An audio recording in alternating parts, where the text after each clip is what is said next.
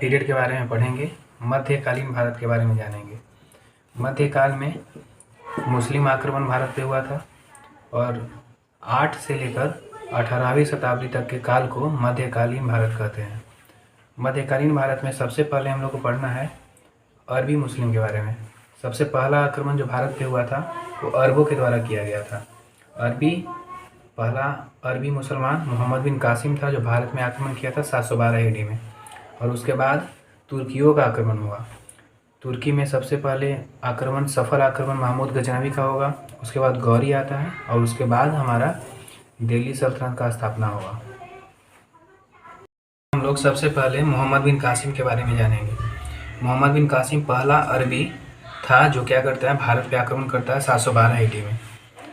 इसका युद्ध जो होता है राजा दाहिर के साथ होता है और उस युद्ध को रेवार का युद्ध कहा जाता है, या तो रेवार का या रावर का युद्ध। रेवार का या रावर का युद्ध कहते हैं, जो 712 ईडी में भारत पे आक्रमण करता है। और आक्रमण करने वाला जो मोहम्मद बिन कासिम है वो अरबी था।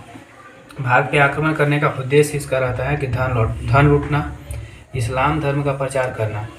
और उस समय तत्कालीन कारण रहता है कि एक शासक रहता है इराक का, जिसका एक जहाज़ रहता है, समुद्री जहाज़। उसको सिंध के जो देवल एक जगह है, वहाँ पे देवल के समुद्री लुटेरा जो होता है उसको लूट लेता है। ठीक है, तो इराक के शासक जो हजाज था उसका जहाज़ लूट लेता है। और उसी के वजह से मोहम्मद बिन कासिम क्या करता है कि मोहम्मद बिन कासिम को राजा दाहिर भेजता है भारत पे आक्रमण करने के लिए।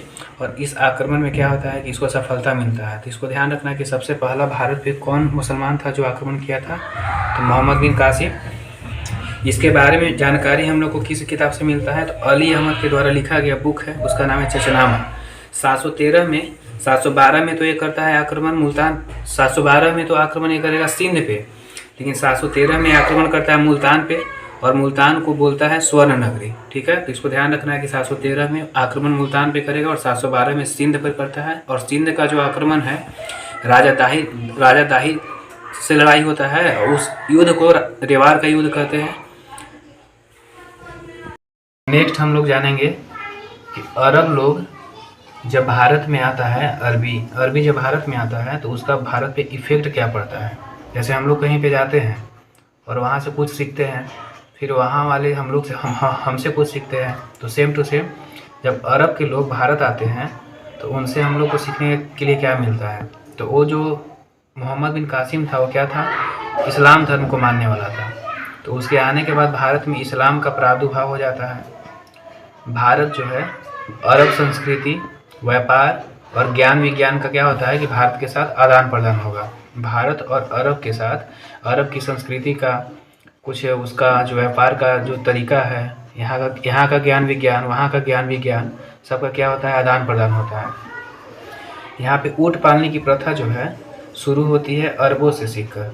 यहाँ ऊँट पहले से भी मतलब यहाँ पाया जाता है, लेकिन हम लोग पालते नहीं थे।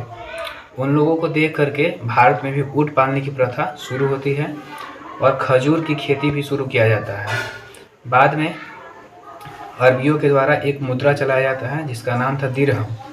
तो दिरहम मुद्रा सबसे पहले अरबी मुसलमान के द्वारा शुरू किया गया था।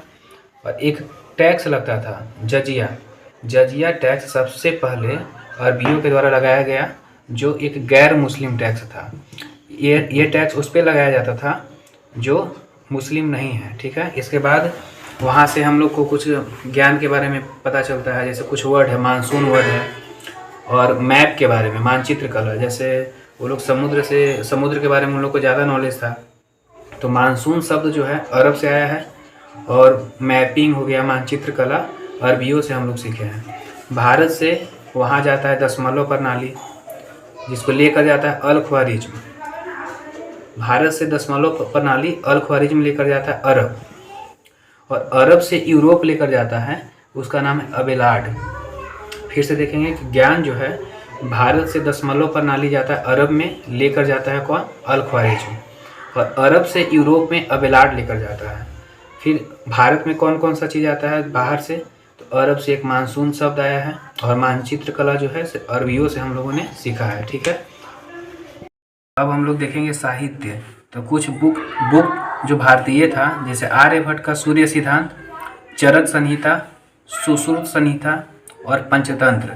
तो इनका अनुवाद कर देता है अरबी में, ठीक है। इन चारों बुक का अनुवाद होता है अरबी में होता है। फिर कुछ देखेंगे, जैसे एक अल फाजरी था, वो क्या करता है कि ब्रह्म सिद्धांत व खंडन खाद्य का अरबी में अनुवाद करता है।